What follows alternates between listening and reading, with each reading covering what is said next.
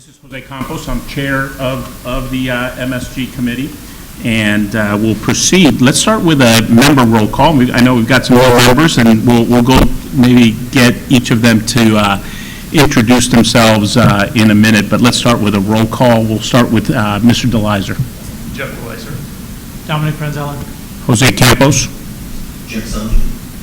Stuart Waldman. Sean Lewis. Ms. Salazar. Present. Thank you very much.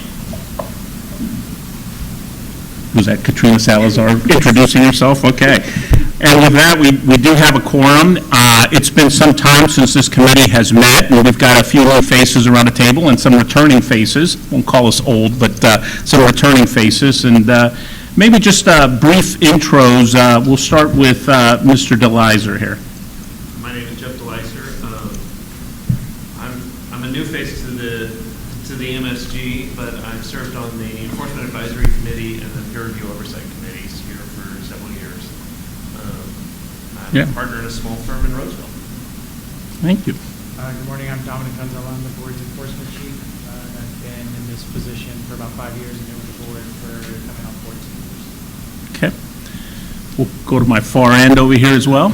Good morning, Sean Lewis with NFIB. Brand new, looking forward to learning, and represent about 20,000 small business owners in California or consumers of accounting services, so looking forward to serving. Thank you. Welcome. Stuart Waldman. I'm president of the Valley Industry Commerce Association, VICA, or a business group in the San Fernando Valley.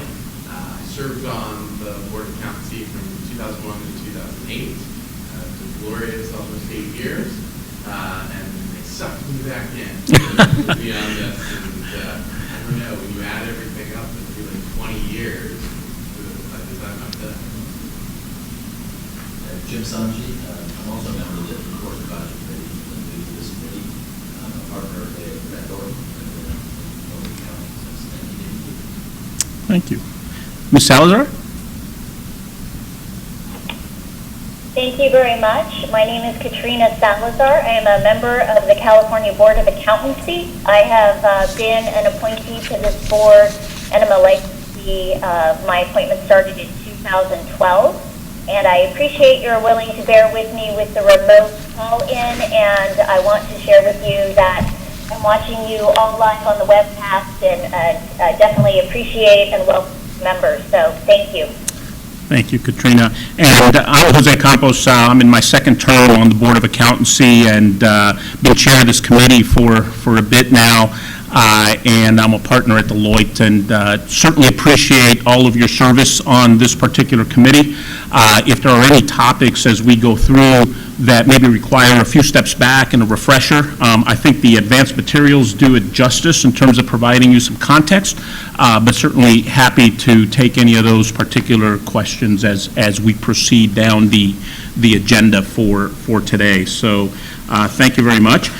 Let's go to our agenda. Hopefully you all have the MSG meeting agenda in front of you. And then just to make sure you hold the microphones right near you, just to ensure that our sound carries over the web. We wouldn't want to have Ms. Salazar not be able to hear us, but also all of the other stakeholders who might be listening in the room and outside of the room. Topic one, then, having dealt with welcome and introductions, is approval of the minutes of the September 20th, 2018 MSG meeting. Move to approve. Hello? You don't have enough people at the that were at that meeting that are also at this meeting in order to vote on the minutes. Why not? I'm looking at who was there. It's you, Dominic, Katrina. Oh, it's Stuart. Okay, never mind. Yeah. Sorry. I think so. Early. I've got a motion from Mr. Franzella. Do I have a second? Second. Got a second from Mr. Waldman. Any discussion? Any comments from the public? We'll take a roll call. Jose Campos? Yes. Jeff DeLizer? Abstain. Dominic Franzella? Yes. Jim Sanji? Abstain. Katrina Salazar? Yes. Stuart Waldman? Yeah. And Sean Lewis? Yes. We'll maybe have Mr. Lewis abstain as he was not at the particular meeting. Okay, with that, motion carries, minutes are approved. Next agenda topic, item number 3, is an update and possible action regarding the California Board of Accountancy directed plan related to the ongoing determination of state substantial equivalency to enforcement best practices and disciplinary guidelines. That's a mouthful. Mr. Franzella, we'll turn it over to you to maybe provide and we've got an interesting situation with Mr. Franzella serving as our enforcement chief and really speaking to some of the agenda topics we have, but also being a statutorily designated member of this particular committee. So appreciate you indulging us in providing us an overview, Mr. Franzella.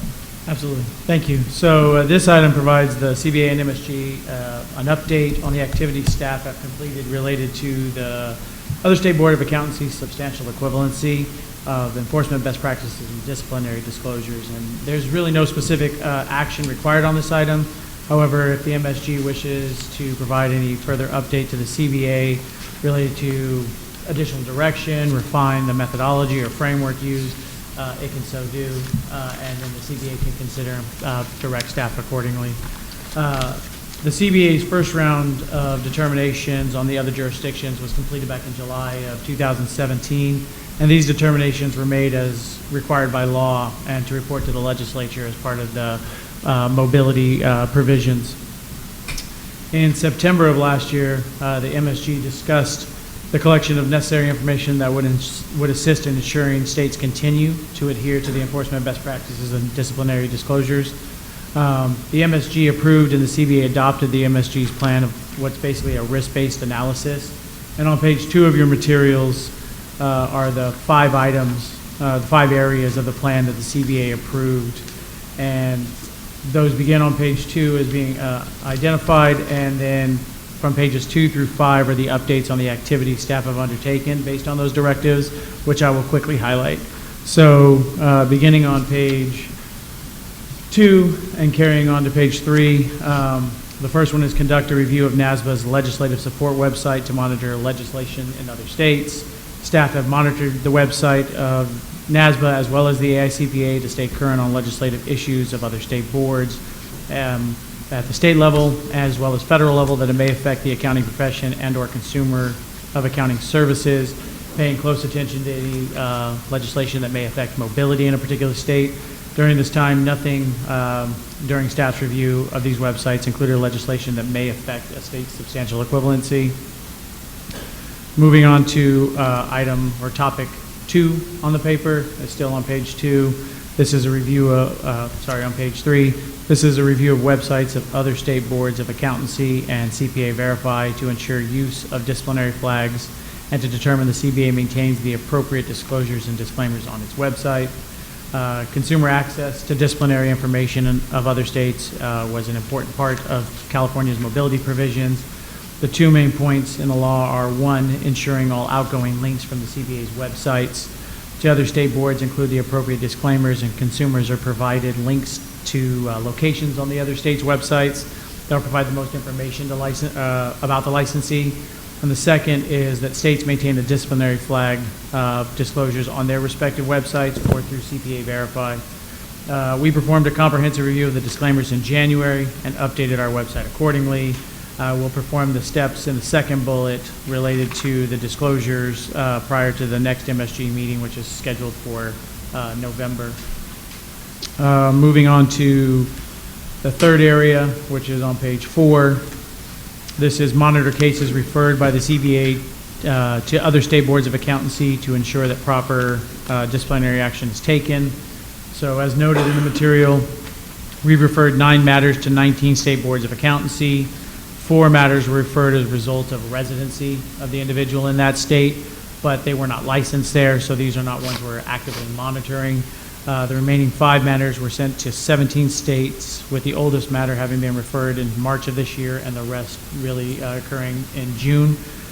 We maintain a log of these cases that we refer and monitor for the disposition, but as these are relatively new matters for these boards, staff anticipate it will take some time before they reach any resolution in those states. Still on page 4 and on to item or area 4. This is a review of pre-notification forms received by the CBA to determine how other state boards handle SEC and PCAOB referrals. The CBA has not received any pre-notification during this period since the CBA adopted its plan, and this range is basically from October to when we produce these materials in June. The last item, which is on page 4, and continues on to page 5, is a report on peer review practices of other state boards of accountancies. You good? Peer review plays a vital role in ensuring that all persons and firms engaging in and performing attestation work are competent and performing to professional standards. Under California's mobility provisions, CPAs and out-of-state accounting firms that seek to provide specified services to California headquartered entities are required to only do so through an out-of-state accounting firm registered with the CBA. And in August of last year, staff worked with the PCAOB to update its process for oversight activities associated with out-of-state administering entities. And in the attachment to your materials, this is the PROC's 2018 annual report, and on pages 10 through 11 is the new process used by the PROC, and it focuses on ensuring that review of states with a high volume of out-of-state accounting firm registrations are being selected and oversighted regularly. So at this time, staff will continue to implement the directives adopted by the CBA. If the CBA wishes to make any changes, staff will initiate those changes, and prior to future actions that take place for the November 2019 MSG CBA meetings. Presently, staff plan on continuing to perform the evaluations of disciplinary disclosures and monitor the enforcement referrals made to other states. That concludes my report. I turn it back over to Mr. Campos, and happy to answer any questions members may have. Thank you for that report. Any instant questions or comments from the committee? Question clarified. You said in that first number 3 that there were 9 matters named in the states. What happens about the matter? How do you refer one matter to multiple states? Stuff like that? Yes. Yeah, it's not uncommon that, while it's less common now, it's not uncommon when we do refer matters to multiple states and individuals licensed in Illinois, Indiana, Midwest area, or regionally licensed. So then we refer to multiple states. One more question on the same issue, Dominic. You talked about 4 of the referrals were referred because not because the individual was licensed. Is that a situation where the individual is licensed in one state, residing in another state, and doing work in California? Likely what ended up occurring is the individual was licensed in California. Potentially, if I'm thinking of a couple of matters, they've since retired and have moved to a different state, and their residency was in that state. And so since we knew their address of record was in, say, Massachusetts, then we will notify Massachusetts we took action simply in the chance that he or she may seek to get licensed there at a future date. Any other questions? So I guess the way I would summarize this particular agenda item, and you see staff's recommendation on page 5 that there really isn't any specific action requested unless the committee wishes to provide differing guidance on a framework for this. But clearly the heavy lifting was done, culminating in the 55 jurisdictions being considered substantially equivalent. There was a tremendous amount of work that occurred leading up to that, and the ask here is, all right, how do we monitor the process? And this is the framework that was discussed at the prior meeting, and that staff is proceeding with, barring any differing guidance that we would entertain. I certainly have incorporated my thoughts into the prior meetings and the document that's in front of you, but if there's anything else that the committee wishes to share, this would be our time. Similarly, anything from the public, any input from the public would be welcome.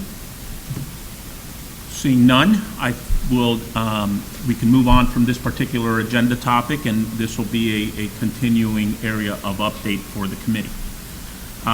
We will go to agenda topic Number 4, discussion regarding the mobility activity report. And frankly, as the ongoing monitoring was occurring, this was a report that was developed to allow us to see information that would be relevant to that oversight activity. And so with that, Mr. Franzella. Thank you. So item 4 is the Mobility Activity Report, or MAR, and it captures 5 months' worth of data as of May 31st, 2019. And there's basically a handful of areas that it covers, including out-of-state firm registration information, stakeholder services, website usage, enforcement activities, and new to the report this time is, as the request of the MSG, is information on NASBA and its activities.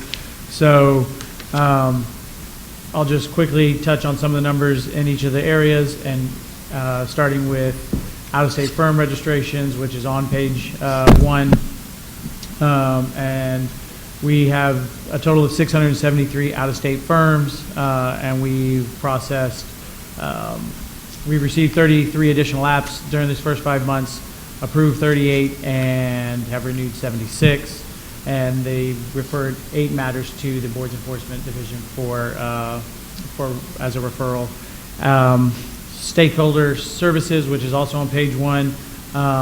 We received just over 1,400 calls and just over 300 emails for matters related to practice privilege or mobility.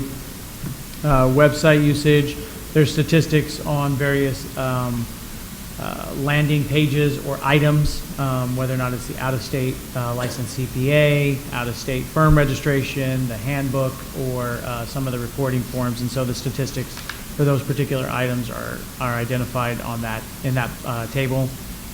Enforcement activity, which is on page 4.